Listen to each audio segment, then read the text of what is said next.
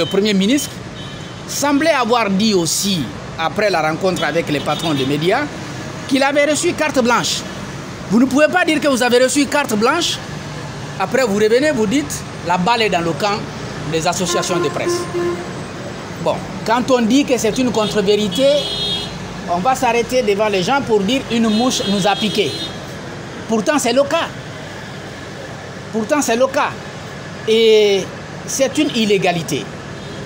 Vous ne pouvez pas justifier l'illégalité de cette façon. Et quoi qu'il fasse, le message qu'il veut faire passer devant l'opinion aura du mal à passer. Parce que tout le monde sait ce qui se passe. Depuis novembre 2023, nos médias sont brouillés. On a retiré nos chaînes sur des bouquets de diffusion pour nous empêcher d'atteindre notre public qui est large, qui est grand. Nous avons quand même continué à travailler avec les moyens qui restaient à notre disposition pour exister. Mais je crois qu'ils n'ont pas aimé le fait qu'on se soit battu pour exister. Parce que nous avions promis qu'on n'allait pas se taire. Et ça, nous sommes fiers d'avoir tenu jusqu'au bout, jusqu'à ce que ce soit eux-mêmes qui viennent détruire nos entreprises pour nous empêcher de nous exprimer. Ils sont allés d'illégalité en illégalité et cela doit être dit et cela doit être entendu. C'est ce que je voudrais exprimer en vous recevant. Et ne pas accepter que cette caricature qu'il a voulu faire de nous puisse exister. Je sais qu'une frange importante de l'opinion nationale n'est pas d'accord avec ça. Mais il faut quand même le dire. Il faut que ça vienne de notre bouche. Ce n'est pas vrai. Ce n'est pas vrai ce qu'il a voulu traduire à travers cette communication. L'attitude de Bahouri m'inquiète, mais c'est pour lui-même, ça m'inquiète. Et pour l'intellectuel guinéen. Parce que ce qu'il fait là, il n'est pas le premier. Hein. Et cela ne me donne aucun courage à le dédouaner de toutes les façons. Mais encore une fois, il n'est pas le premier. Mais tellement il y a des actes, je m'attendais à ce que lui, il soit un peu différent. Si vous prenez rien que le gouvernement avec lequel il est, vous avez au minimum 5 qui ont été présentés aux Guinéens comme de véritables défenseurs de la démocratie et de la liberté. Aujourd'hui, ils sont devenus des partisans de l'autoritarisme. Je m'attendais à ce que Bahouri participe à calmer les ardeurs, à dire à l'intérieur de ce gouvernement, non, on ne fait pas ça. Parce que lui, il a l'avantage d'avoir commencé par la promotion et la protection des droits humains. Il a au moins ça en lui. Il a été du combat de nos aînés des années 90 qui se sont battus pour avoir les premières lois sur la presse et sur les partis politiques qui ont permis qu'il y ait le pluralisme d'opinion et donc la création des premières entreprises de presse. Beaucoup l'ont connu dans ça. Nous, nous n'étions pas encore de cet âge qui nous permettait de comprendre, mais quand même, on cite ça, on dit ça de lui. Je m'attendais à ce qu'il continue ce combat et qu'il ne se dédie pas de cette façon et de la manière la plus flagrante. C'est donc une inquiétude majeure et moi je m'attendais à ce qu'il termine sa vie en laissant de lui l'image de ce combattant qu'il a été. Et je crois que cela n'allait pas l'empêcher d'avoir de l'argent. J'ai noté déjà la première contradiction. D'abord, le Premier ministre dit que ce n'était pas une condition. Alors pourquoi dire que c'est venu en retard? Quelque chose qui n'est pas une condition, ça ne doit pas être dans l'équation. C'est-à-dire qu'on aurait pu mettre en place l'organe d'autorégulation ou pas. Lui, d'après ce qu'il a dit à nos patrons, il avait reçu carte blanche. Donc il n'avait qu'à lever les restrictions. Rien que ça. C'est ce qu'il devait faire. Maintenant, la question que vous posez, voilà comment les choses se sont passées. Nous, le 22, on était en émission. C'est le même cas pour nos confrères de films, c'est le même cas pour nos confrères de Joma. Bon, eux, ils avaient leur grande émission le soir, mais ils avaient quand même l'émission en langue nationale le matin. Donc nous étions tous en émission quand les agents de l'ARPT sont intervenus dans nos locaux en nous intimant d'arrêter nos émissions. Sans document.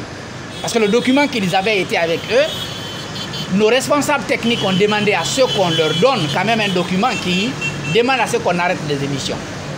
Ils ont dit non, ils ne peuvent pas nous donner ça. Ils ont lu, ils ont quand même lu. Et dans le premier arrêté qui a été pris, Espace TV ne faisait pas partie. Donc ils ont quand même lu, après ils sont partis. Et dès qu'ils sont partis, pour ce qui nous concerne, ils ont été directement à Koloma, où se trouvent nos émetteurs. Ils les ont débranchés. Ils ont pris sur place notre directeur technique, ils ont envoyé à l'ARTP. Ça, c'est le matin. C'est à 15 h, que le document est arrivé ici à Espace. Donc, il ne peut pas dire que l'acte a été pris le 21 et que cela nous a été notifié. Après, on est allé en courant avec l'organe d'autorégulation qui, encore une fois, selon lui-même, n'était pas une condition. Donc, ça ne doit pas être dans l'équation. Ils ont voulu commettre leur illégalité. Ils n'ont qu'à assumer. Ce sont eux au gouvernement, ce sont eux qui ont la force. Ils n'ont qu'à assumer, mais ne pas trouver d'excuses, de simples excuses pour expliquer cela. Donc, encore une fois, c'est comme ça la démarche a été prise. Et c'est seulement le lendemain, donc le jeudi, que le retrait des licences a été annoncé. Okay. Concernant le on a vu ici quand le ministre Fanasouma a eu cette discussion avec la ministre, toute la presse a été là pour le soutenir. Et aujourd'hui, que ce soit lui, un homme de la presse, qui appose sa signature pour l'enterrement de la presse guinéenne. Que pensez-vous de cet acte de Fanasouma aujourd'hui?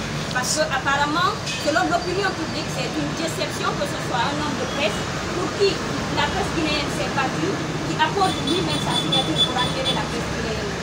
Bon, je vais encore dire que c'est tout à fait regrettable pour notre pays. Parce que Fana, c'est une référence pour beaucoup de nos confrères. Il y en a qui ont choisi ce métier parce qu'ils l'ont vu à la télé. La même chose pour Yacine, la même chose pour beaucoup d'autres qui sont là-bas. Je dois quand même vous faire remarquer quelque chose qui, à ma foi, interpelle. Depuis le début de ces restrictions, si vous avez fait le même constat, aucun militaire n'a parlé. Aucun militaire. Il s'est dit que c'est eux qui sont derrière tout ça. Mais au moins, on peut avoir le bénéfice du doute et dire qu'eux, au moins, ils ne nous ont pas agressés verbalement. Ceux qui nous agressent verbalement et qui assument, ce sont des gens en qui nous avons confiance. C'est Yacine, c'est Fanasouma et maintenant c'est Baouri. Après, je dois dire au passage le nom de l'ancien ministre du budget, Dr Lansé Kondé. Ce sont des civils, des intellectuels en qui nous avons confiance. C'est-à-dire ce sont eux qui devraient dire aux militaires, non, on ne fait pas comme ça. On n'agit pas avec brutalité avec la presse. Voici la démarche à suivre, il faut respecter la loi, etc. etc. Donc, au lieu que ce soit eux qui parlent aux militaires, c'est plutôt eux qui se comportent comme des militaires auraient dû se comporter. Parce que si c'est des militaires qui faisaient ça, on allait comprendre. On allait dire, bon, c'est le pouvoir militaire, ce sont des militaires. Mais les militaires sont derrière, ils ne disent rien. Même si je pense au plus profond de moi que ce sont eux qui donnent des instructions. Mais, bon Dieu, il faut les laisser assumer, il faut les laisser venir, il faut les laisser prendre des actes. Mais eux, ils ne prennent pas des actes, ils envoient des civils, si vous voulez, détruire leur image et détruire par la même occasion l'image de l'intellectuel guinéen. Parce que c'est cela, au fait. À travers leur comportement, l'image de l'intellectuel guinéen prend un coup. Sauf si nous qui restons en dehors de ça, nous nous battons pour réparer ça. Parce que c'est extrêmement grave. J'avais dit, je ne sais pas à qui j'avais dit ça, je disais que nous sommes fiers d'une chose. Quand les restrictions ont démarré, nous avons fait une promesse. Nous n'allions pas nous taire. Sauf s'ils prennent le courage de venir éteindre nos médias. Et c'est ce qu'ils ont fait. Donc cette fierté-là, nous l'avons aujourd'hui. C'est le même sentiment que j'ai lu sur le visage de beaucoup de nos confrères et de beaucoup de nos collègues aussi qui sont concernés par cette situation. Je sais que c'est difficile. On n'a pas de salaire, on n'a pas, alors qu'on a des charges, on a des loyers à payer, on a la popote à payer à la maison. Ça, c'est une souffrance évidente. Mais pour ce qui nous concerne, dans l'ensemble, nous savons aussi que pour certains depuis 5 mois, d'autres depuis 6 mois, en raison de ces restrictions, on n'a pas de salaire. Donc nous sommes déjà en train de résister depuis longtemps. Nous avons été réconfortés dans notre position. Le moral reste haut. On va continuer à se battre avec les moyens que nous avons encore pour défendre la liberté qui nous est quand même accordée par les lois qui gouvernent notre pays. Par ailleurs, le SPTG a animé une conférence de presse hier à la NDP. Ils ont prévu plusieurs actions. D'abord, saisir la Confédération nationale de travail de Guinée, ensuite faire une assemblée générale le samedi à venir. Quelle est votre appréciation? J'apprécie ça bien parce que depuis le début, le syndicat avait une démarche tout à fait contraire à la démarche des patrons. Et certainement, il est sur le point d'avoir raison finalement parce qu'il avait dit que c'est inutile de négocier. Parce que les patrons ont passé tout le temps à discuter avec des gens qui les écoutaient mais qui n'avaient pas envie de répondre à leur situation. Et le dernier donc à avoir une telle posture, c'est bien entendu Bahouri, qui disait avoir eu carte blanche mais qui n'a pas agi. Et donc, ce que le syndicat fait, il ne le fait pas pour Adafo, pour Djoma ou pour Phil. Là, ça, il faut le noter.